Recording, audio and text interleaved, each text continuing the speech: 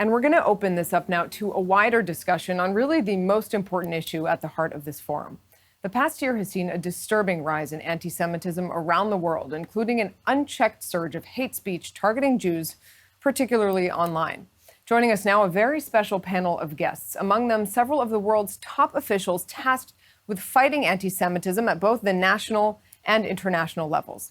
I want to welcome Ukraine's Minister of Internal Affairs, Denise Monasterski, Canadian Special Envoy on Preserving Holocaust Remembrance and Combating Anti-Semitism, Dr. Erwin Kotler, OAS Commissioner to Monitor and Combat Anti-Semitism, Fernando Lautenberg, and head of the Israeli Foreign Ministry's Bureau for World Jewish Affairs and World Religions, Shuli Davidovich. Also joining the conversation, European Commission Coordinator on Combating Anti-Semitism and Fostering Jewish Life, Katerina von Schnurbein.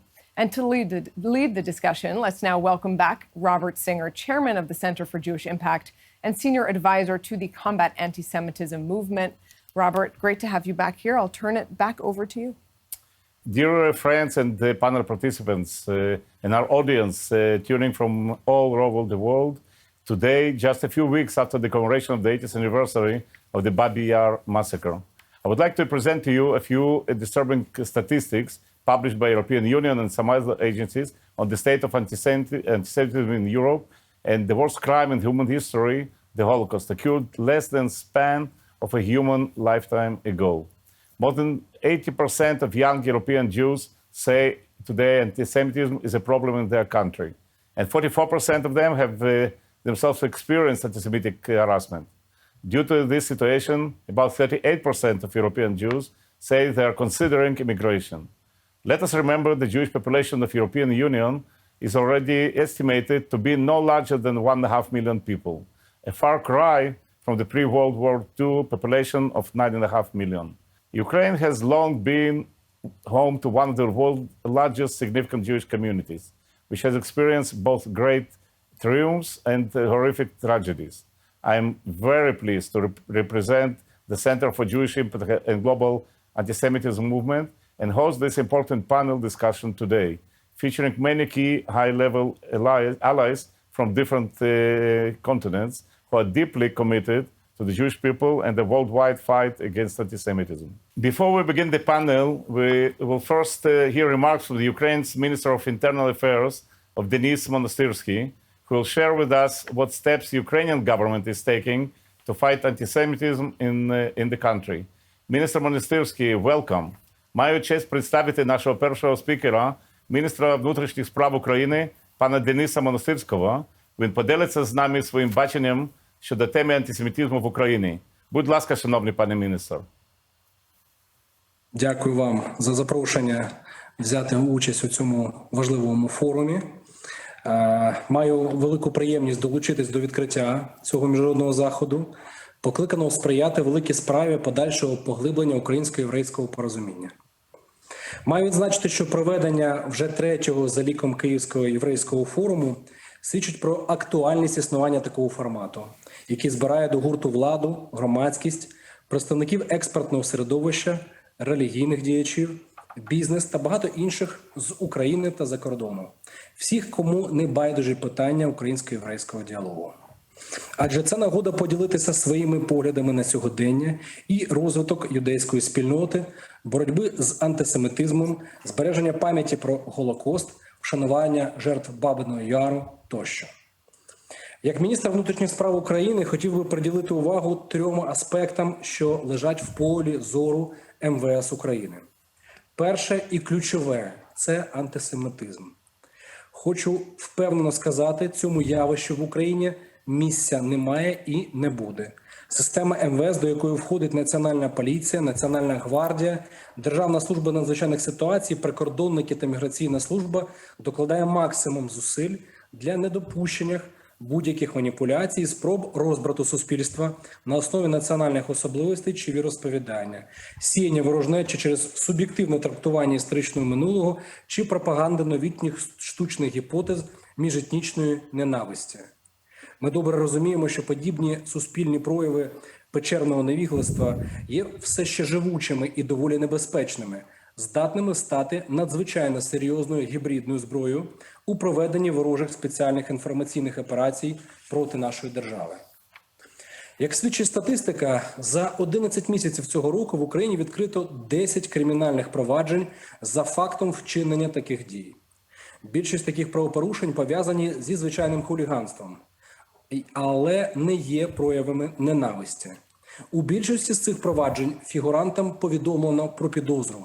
Проводяться необхідні подальші слідчі дії для притягнення осіб до відповідальності. Більшість цих справ знаходяться на особистому контролі керівництва Національної поліції, і стан їх розслідування регулярно перевіряється. Крім того, ведеться послідовна робота над профілактикою та запобіганням вчинення такого роду протиправних дій. Наше міністерство працює прозоро і відкрито. За попередньо досягненою домовленістю ми щомісяця обмінюємося усією важливою інформацією щодо виявлених проявів антисемітизму з Єврейською конфедерацією України і налаштовані на продовження такого співробітництва. Друге. Ми всі чудово знаємо, що в 18 столітті в Україні виникла релігійна течія юдаїзму – хасидизм. Засадничим принципом духовних переконань хасидів є паломництво до могил їхнього духовного наставника. Популярними місцями хасидського паломництва в Україні, крім найвідоміших Умані й Меджибожа, є також Мукачево, Белз, Бердичів, Браслав, Гадяч, Сагдгара. Традиційно щороку в період Рош-Кашана відбувається масштабне паломництво братславських хасидів до могили цадіха Нахмана в місті Умань. Гарантувати проведення цього заходу в умовах безпеки та порядку – надзвичайно важливе завдання для нас. МВС України щоразу виділяє значну кількість правоохоронців, військовослужбовців та рятувальників для належного супроводження цього заходу. Цього року в Україну прибуло близько 30 тисяч вірян з різних країн світу. Усі заходи були проведені на високому рівні. В цьому нам також допомагають наші колеги з держави Ізраїль, надсилаючи в придані сили поліцейських та рятувальників безпосередньо з Ізраїля. Ми щиро вдячні за таку плідну взаємодію. Третє і не менш важливе питання, над яким міністерство працює останні кілька років, є подолання проблемних явищ в імплементації українсько-ізраїльської угоди про безвізові поїздки громадян, що була підписана між Кабінетом міністрів України та урядом держави Ізраїль у 2010 році. Йдеться про значну кількість відмов громадянам України у перетинанні державного кордону держави Ізраїль, так і про недопуск окремих громадян Ізраїлю при в'їзді до нашої країни. З огляду на пандемію COVID-19 та без запровадження обмежень на перетин кордону Ізраїлю та України іноземцями, у 2020-2021 роках згадане питання тимчасово втратило свою гостроту. Однак з відновленням подорожей подібні ситуації можуть знову мати місце. Неодноразові спроби Міністерства внутрішніх справ врегулювати наявну проблему шляхом проведення міжвідомчих нарад та ініціювання окремих рішень до успіху поки що не призвели. Тому до вирішення цієї проблеми пропоную підійти комплексно, як на рівні правоохоронних органів, експертних та політичних кіл. Наше завдання – виробити такий механізм, який був би ефективним та влаштовував обидві сторони. Українці та євреї живуть пліч-опліч на українських землях уже майже 2000 років. Нарізно і спільно вони сплели полотно культурної, мовної і історичної спадщини сучасної України. Тривалі періоди мирного співіснування переривалися роками трагедій, які розділяли людей різними доленосними переживаннями і суперечливими наративами. Врешті-решт, обидва народи зуміли відновити свою державність, на алтар якої лягли роки жертовної боротьби найкращих наших представників.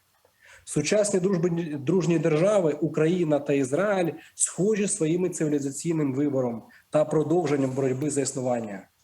Адже не випадково Ізраїль став однією з перших країн, які визнали Україну як незалежну державу і встановив з нею дипломатичні відносини. Таким чином склалось так, що діалог між етнічними українцями та євреями переріс у діалог між двома націями, які у ХХ столітті набули власної державності. Скажу без перебільшення, для дещо молодшої в сучасному вимірі України історія відновленого Ізраїля є красномовним прикладом того, як виборювати, досягати, будувати і зберігати державну незалежність. Передумову для величі і свободи будь-якої нації. Глибоко переконаний, що шляхом підтримки одне одного на міжнародній арені поглиблення розуміння широти, складності та різноманітності українсько-єврейських відносин протягом століть, збереження вільного безвізового режиму подорожей, нам судилось будувати взаємовигідне і процвітаюче майбутнє дорогих нам України та Ізраїлю. Користаємось цією нагодою. Дякую вам за увагу. Дякую, пане Minister, and thank you so much. And obviously, as you said, there are over 1,000 years of joint history of Jewish people in Ukraine. And now to the panel. We'll switch back to English. And I'll start with Shuli Davidovich, the head of Israeli Foreign Ministry Bureau for World Jewish Affairs and World Religions. Mrs. Davidovich, what role must the Israeli government play in the global fight against anti-Semitism? Thank you very much, Robert, and thank you very much for inviting me and the Ministry of Foreign Affairs to attend such a timely and important forum. We appreciate very much what the Ukraine government is doing to promote the fight against anti-Semitism and Holocaust remembrance. The Ministry of Foreign Affairs in Israel is leading the efforts of the Israeli efforts to unite and to join hands in this global challenge. With the unique presence in 180 cities, capitals, and other cities around the world via our embassies and consulates, the Israeli Ministry of Foreign Affairs is working together with different governments, parliaments, local authorities, civil societies, heads of churches and other religions, rectors of universities, and many others, really to fight this global challenge, whether it comes from the right, from the left, from the Muslim communities. One of our main tools is, of course, and maybe the most important one, is the IRA definition of defining anti-Semitism, which is a tool how to bring to justice those who perpetrate and act in an anti-Semitic way. And there are many manifestations of anti-Semitism today. So what the Israeli government is doing, first of all, as I said, talking to other governments. I have here together other representatives of other governments, and of course the EU and other international organizations. We are sharing the same table. We are sharing the same tools. We are united in the fight. We hold annual dialogues. We talk together to the big technology societies and organizations and companies in order to take off some hate speech which spread globally. Thank you, Shuli, and good luck in your new position, and I'm sure you'll do a fantastic job for all of us. My next question is to an old friend, Canadian Special Envoy on Preserving Holocaust Remembrance and Combating Anti-Semitism, Dr. Irvin Kotler. Mr. Kotler, first of all, congratulations on your recent reappointment as Canada's Special Envoy on Preserving Holocaust Remembrance and Combating Anti-Semitism. I know you have developed a multi-point action plan for fighting anti-Semitism. Can you elaborate on the details of this initiative and what makes it so unique?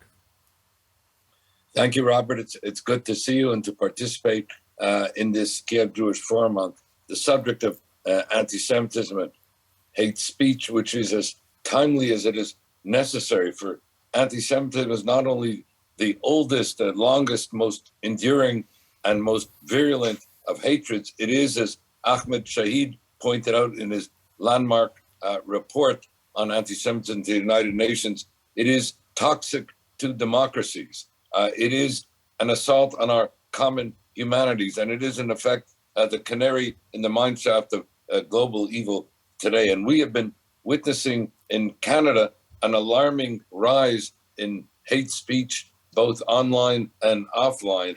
And that reached a tipping point in the Hamas war, where Jews were threatened and targeted in their neighborhoods and in the streets, on the campuses and in their communities, where synagogues were torched, Holocaust memorials defaced, cemeteries desecrated, Jewish institutions vandalized, the whole resulting, in terms of empirical data, in the largest rise of anti-Semitic hate crimes ever.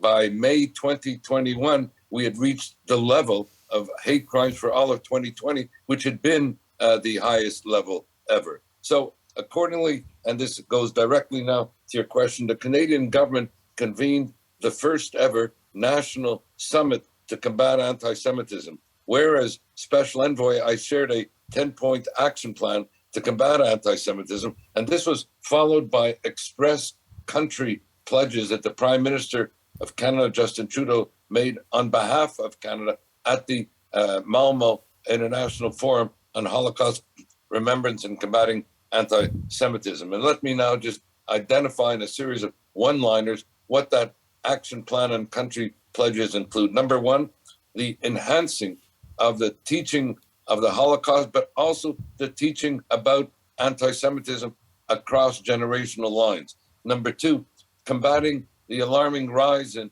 Holocaust distortion and joining together with IRA, UNESCO in the Protect the Facts campaign. Number three, enhancing the adoption and implementation of the IRA working definition on anti-Semitism, which is not only the most authoritative and comprehensive and international definition we have, but what is not so well known, it is the most representative. It was democratically adopted over a 15-year period by governments, intergovernmental bodies, parliaments, civil society leaders, scholars, and the like. So we have here a democratically adopted definition that was transparently adopted over a 15-year period. Number four, the combating of hate crimes through the 4 Ps, as we call it: the prevention of such hate crimes to begin with, the protection of the targeted victims, the prosecution of the perpetrators, and partnerships between federal, provincial, municipal governments, and civil society. Number five, combating the alarming, indeed incendiary rise of hate speech on the social media. And the Canadian Parliament and the Canadian government have initiated legislation in that regard, which I hope will be adopted in 2022. Number six, a zero tolerance policy with respect to hate speech. That means not an anti-Semitism. That means not only calling out anti-Semitism in the other's political party, but calling it out in one's own political party, and to guard against the weaponization of anti-Semitism for partisan political purposes. This must be an all-party, all civil society involvement. Number seven, the importance of allyship, where targeted minorities work in concert together to combat anti-Semitism. Number eight, combating the laundering of anti-Semitism under universal public values. I'm referring to the laundering of anti-Semitism under the protective cover of the United Nations, under the authority of international law, under the culture of human rights, and even under the very struggle against racism itself, where Jews are held out to be, for example, part of the white oppressor class, or held out to be apologists for the white oppressor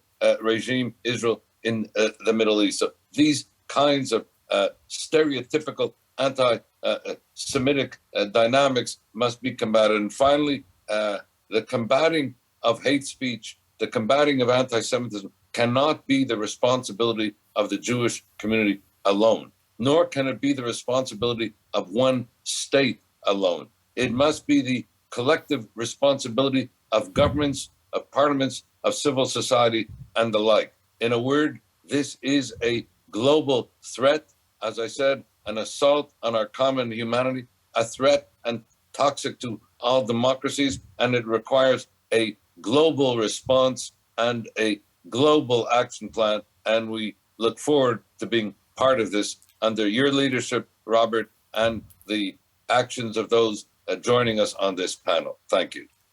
Thank you very much, Erwin. Thank you for this systematic approach. And obviously, having somebody at your statue in Helm in Canada is extremely important. Not forgetting that there are at least well over 1 million former Ukrainians who live today in Canada. And this connection to Ukraine and to Kyiv Forum is extremely important. And now let's go to OAS, Organization of American States, Commissioner to Monitor and Combat Anti-Semitism. Another friend, Fernando Lothenberg. Mr. Lothenberg, your position of Commissioner to Monitor and Combat Anti-Semitism for the Organization of American States is a new one. Tell us a bit about why creating this role was necessary and what is your mission there? Okay, Robert, thank you for your invitation, and my friends, Mr. Schnurbein, Mr. Kotler, Mrs. Davidovich, it's a pleasure to be with you. When I was invited to this meeting, I said I could not decline an invitation coming from the city where my grandmother was born. So even virtually, it's a pleasure and an honor to be in Kiev with you. First of all, Robert, let me explain a little bit about the OAS, that it's the world's oldest regional organization, dating back to the International Conference of American States, which was held in Washington, D.C. in 1889 to 1890. And that meeting approved the establishment of the International Union of the American Republics. And later on, in 1948, already after the Second World War, we have the current format of the OAS that came into being with its charter signed in Bogota, Colombia. And its pillars are democracy, human rights, security, and development. What has a lot to do with the approach that we intend to give to this mission that was designed by Secretary General Luis Almagro, because he believes the American continent and its main political organization is already ripe to have a function like this, which has already its pairs in the European Union and countries like Canada and United States, OSCE, and other organizations. And he asked me especially to foster, as Professor Kotler said, the most important and relevant definition of anti-Semitism in the Americas in its 35 countries which integrate the organization, which is the IRA definition. Not as a binding definition, not as a legal instrument, but something operational that can help people and authorities and the press to identify when we are facing anti-Semitism. And we have seen in the Americas, as Professor Kotler mentioned in Canada, the same issues in many other countries. It has to do, first of all, with the traditional anti-Semitism that comes from the right, the white supremacists, the neo-Nazis that we have seen in Charlottesville with the march when they were saying Jews would not replace us, or in Pittsburgh with the shooting of 11 people at the synagogue Tree of Life 3 years ago. We had other incidents in the continent. I'd like to mention especially the EMEA and the Israeli embassy in Buenos Aires in 94 and 92, with an expression of the Islamic fundamentalist anti-Semitism in our region. And we have also seen coming from the far left during the conflicts with Israel and Hamas, demonstrations saying that Israel is an apartheid state and the Star of David is the same thing as a swastika. This happened just before my window in this neighborhood in São Paulo. And as Mr. Jonathan Greenblatt said during the ADL meeting, Never Is Now, slowly but surely the temperature is rising. There are occasional storms, but too often people choose to ignore the signs and deny that there is a pattern.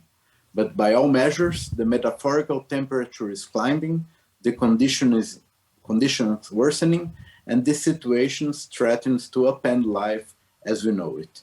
So even if we are dealing with the old tropes that came back during the pandemics, already mentioned by Professor Kotler, that the Jews own the pharmaceutical companies, that, for instance, I was a witness in a lawsuit 2 weeks ago here in Brazil when a journalist published in his Facebook page that no Israelis were contaminated by COVID because they introduced it to the world. I even wrote an article 1 year ago in a Brazilian weekly magazine called The Virus of Prejudice.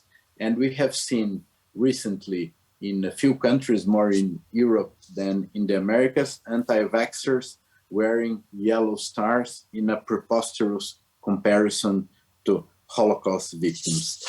And as I said, in the other side of the spectrum, the new face of the anti-Semitism as a demonization of the state of Israel and putting it as a racist or endeavor, as it's mentioned in the IRA. So I think we have seen in a few countries also good news. It's not only bad news. And I'd like to share with you some things that have happened in Brazil during these last months.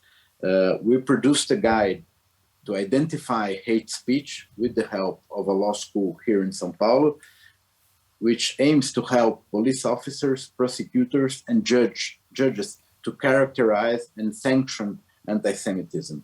We have been closer to social providers such as YouTube and TikTok to have the Jewish organizations recognized as trusted flaggers, identifying and reporting anti-Semitic posts in order to have them monitored and removed with a fast-track mechanism. The Brazilian Supreme Court 3 weeks ago equated racial insult to racism, which has a more severe treatment and legal sanctions.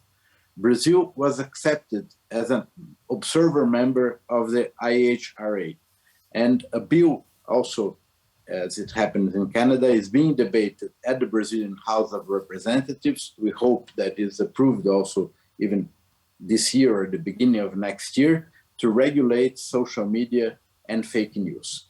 And I believe that in this case that we should draw our attention to find a way to balance self-regulation by the social providers with legal regulation by the public administration, by the governments, in order, and with the courts decisions to find a new approach to stop the spreading of the hate speech in which anti-Semitism goes along.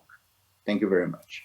Thank you, Fernando. And it's good to know that in São Paulo we have such a prominent Jewish leader of Ukrainian descent, and it's another connection to this forum. Katerina, it's great to see you again.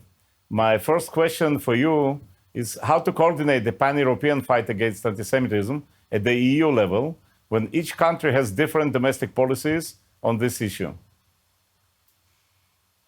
Hi, Robert. It's good to see you and all the other discussants indeed. Yes, it is a challenge. And I think it is a challenge with regards to all EU policy because we are a very diverse continent. But I believe we are really united when it comes to anti-Semitism.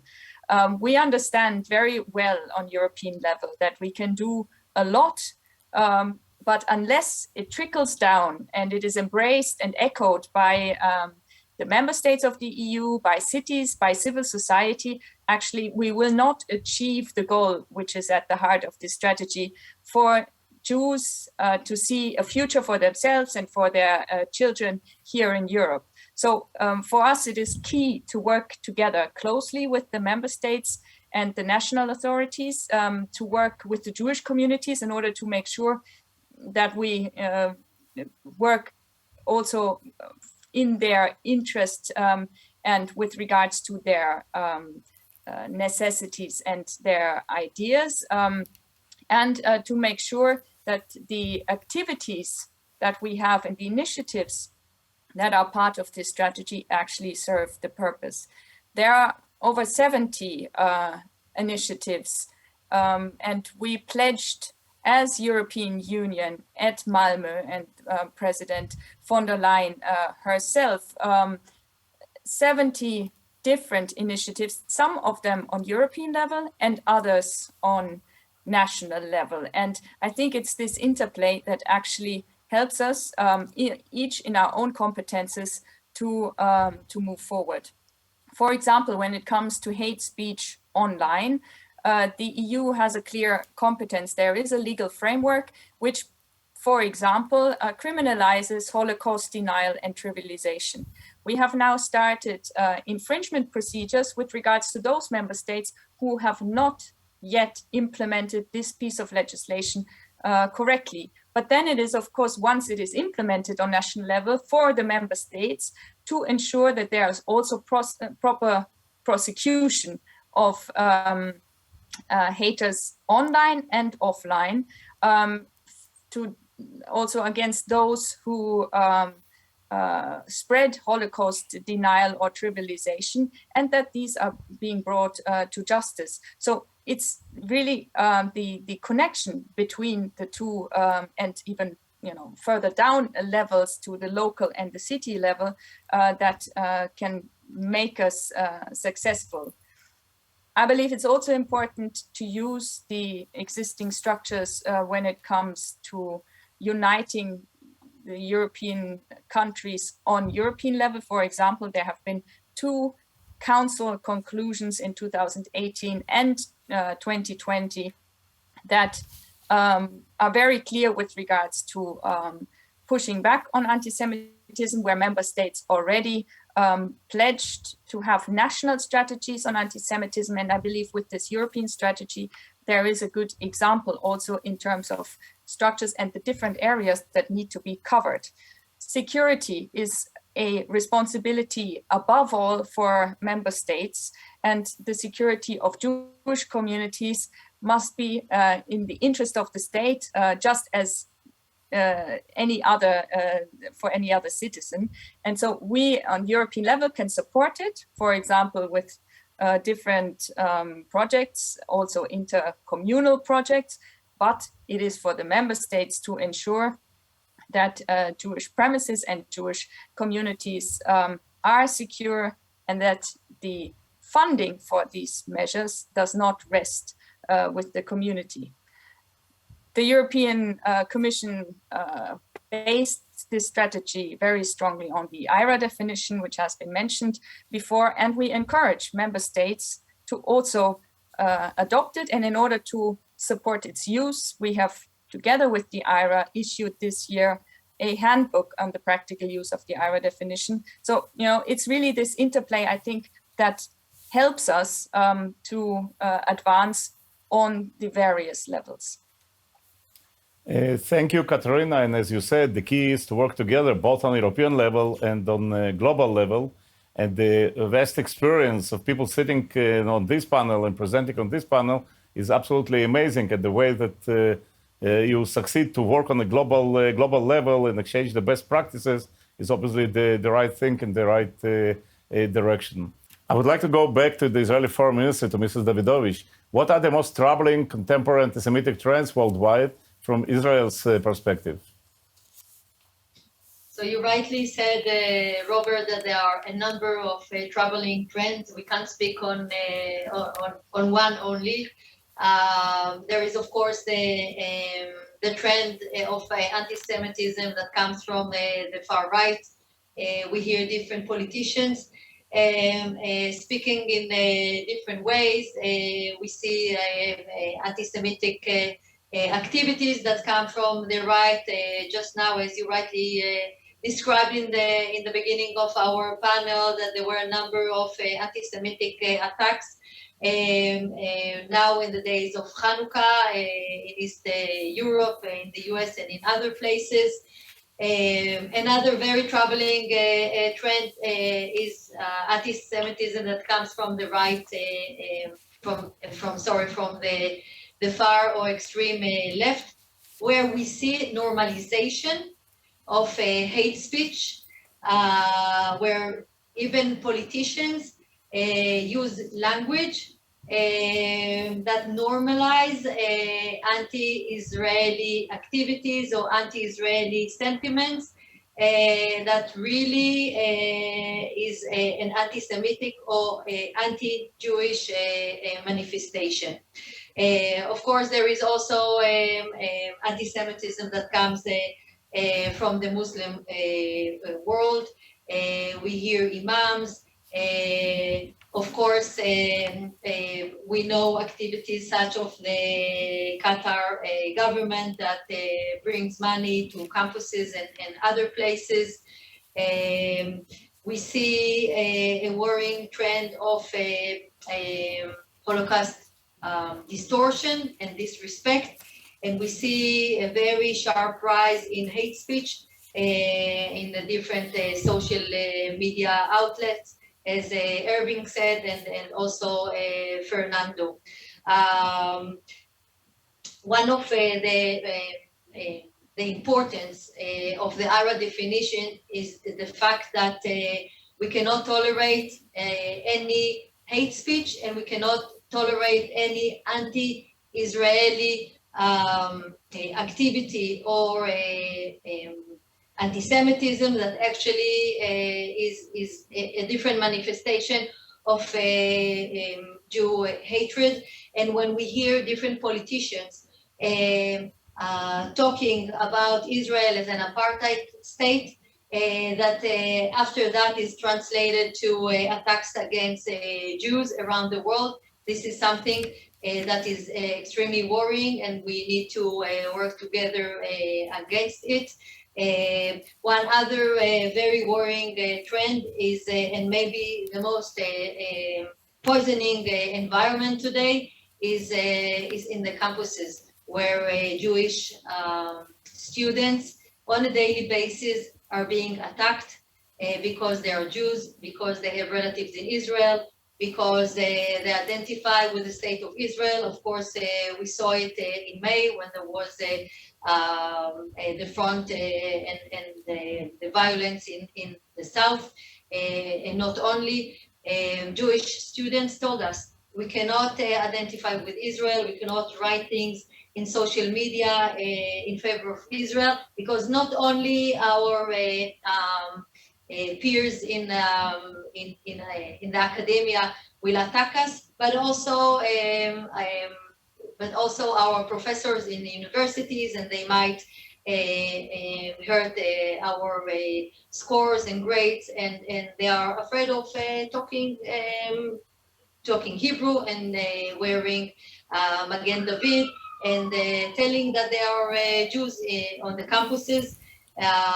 We saw some activities of unions of different universities, such as in Duke University or in Toronto University. In Toronto University, for example, the union have decided that kosher food cannot be brought into the campus unless it does not have any contact with Israeli companies. So it's not only anti-Israeli activity, it's really anti or Jewish hatred activities.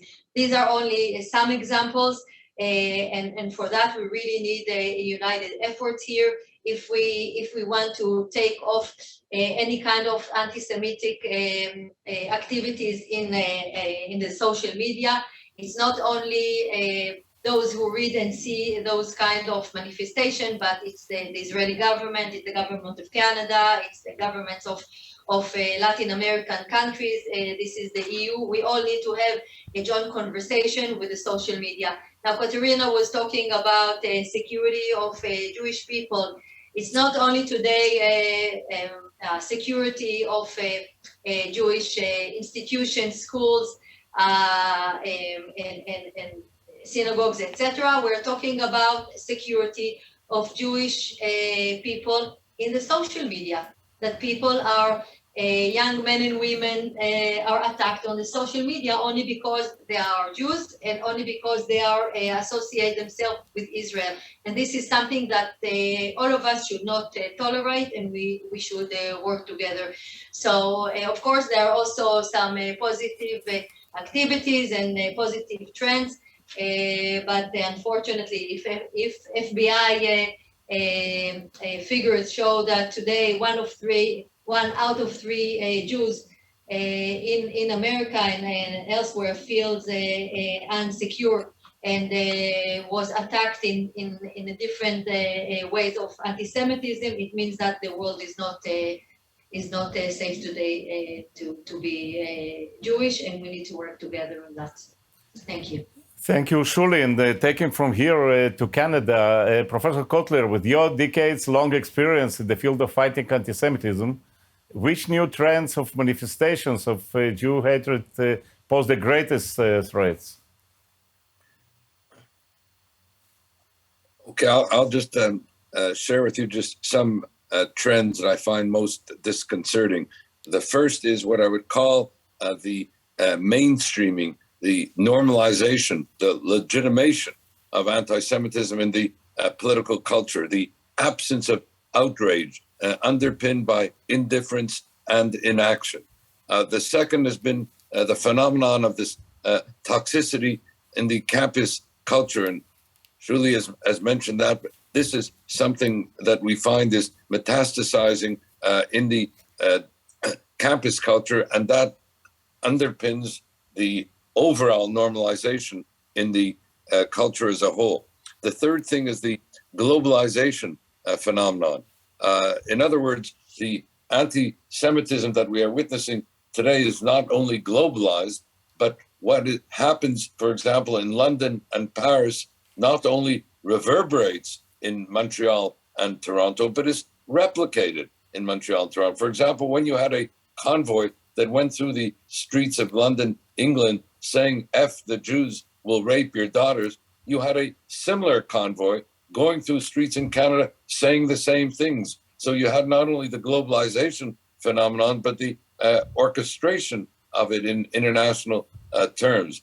A fourth dynamic is the marginalization of the combating of anti-Semitism within the struggle against racism itself. And while we must be concerned, for example, here in Canada with systemic racism against Indigenous people, Blacks, people of color, Asian, Canadians, bigotry against Muslims, what we are finding is that anti-Semitism is being marginalized in that struggle against racism. And this leads to the last point that I want to mention, and one of the more insidious ones, and that is anti-Semitism is actually laundered under the very cover of anti-racism. So not only is the struggle against racism marginalizing anti-Semitism in that struggle, but the struggle against racism is being instrumentalized with respect to incentivizing anti-Semitism. So these are the dynamics that we're witnessing here in Canada, but which have, as I say, a global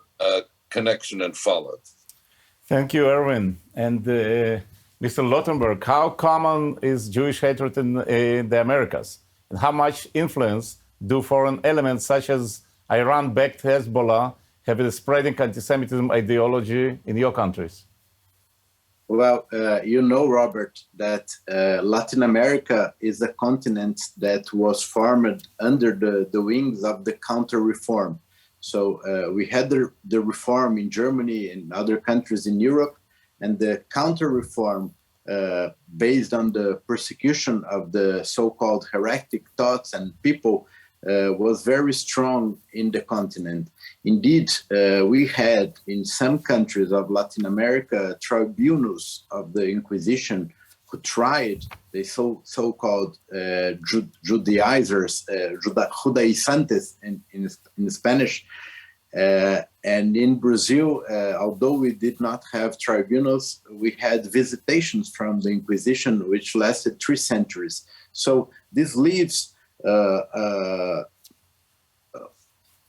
culture that is still felt in some parts of the continent, despite the efforts made by the Catholic Church, especially after the Vatican Council 55 years ago, is still something that perspires some traditional anti-Semitism.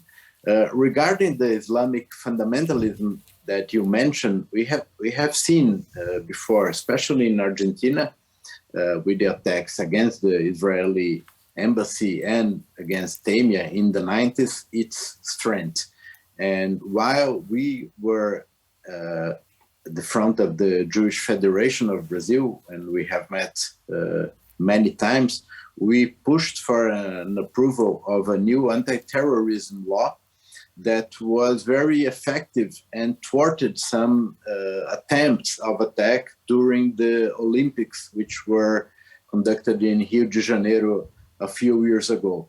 So it's not something that we see very concretely all the time, but we know they are there and they have the support and the welcoming of some of the governments in the region, especially in Venezuela, where you see a presence and an importance of Iran and Hezbollah very strong, and which cannot be explained by normal means. There is something added to their presence, and we have all to be alert all the time so that episodes like happening in Buenos Aires cannot repeat themselves in our countries. Thank you. Thank you, Fernando. Very disturbing. Katarina, what is the unique about the EU strategy to combat anti-Semitism and mainly foster Jewish life that makes it different from past initiatives? Robert, I believe with this strategy, we're really turning a page. It's the first of its kind, the first ever EU strategy on combating anti-Semitism and fostering Jewish life. So the two together, it's a strong political statement, really the expression of the EU and its determination to put an end to anti-Semitism and to commit to a future for Jewish life in Europe. Now, we know that this hatred is age-old and it's not going to happen overnight, but very clearly the avenues are being put in place.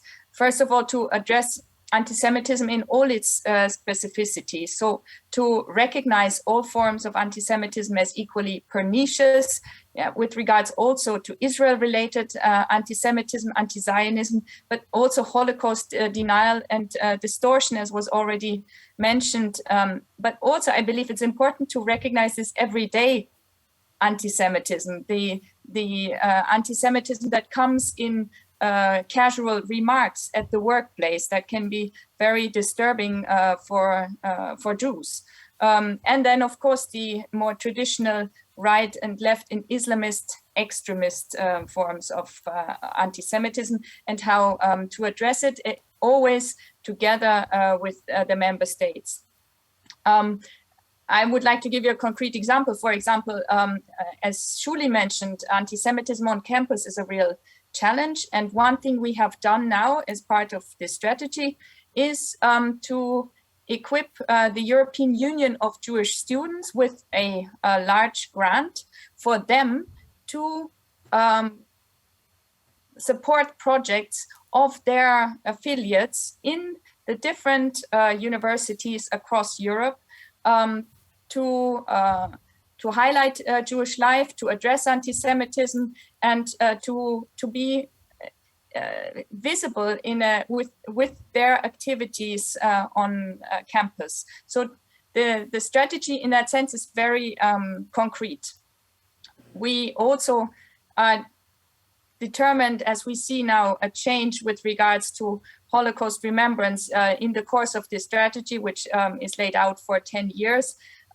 As survivors are passing away, and we need to adapt to a more diverse society and also a digital sphere. So all of this means that we will need new forms of remembrance, and we want to develop those together with experts and of course also the Jewish community. And again, there is funding available for this, so I think this is also important. It's not just words, it's concrete actions and the funding that is provided. For example, one initiative is a project called Where the Holocaust Happened, to show how local it was and to show in local circumstances there were houses where Jews were hidden, deportation sites, so that also today when we see these sites, and these places where today, of course, you don't necessarily see any traces, but we can be reminded of what does it mean today when we see anti-Semitism rising again, and how do we need to speak up against it.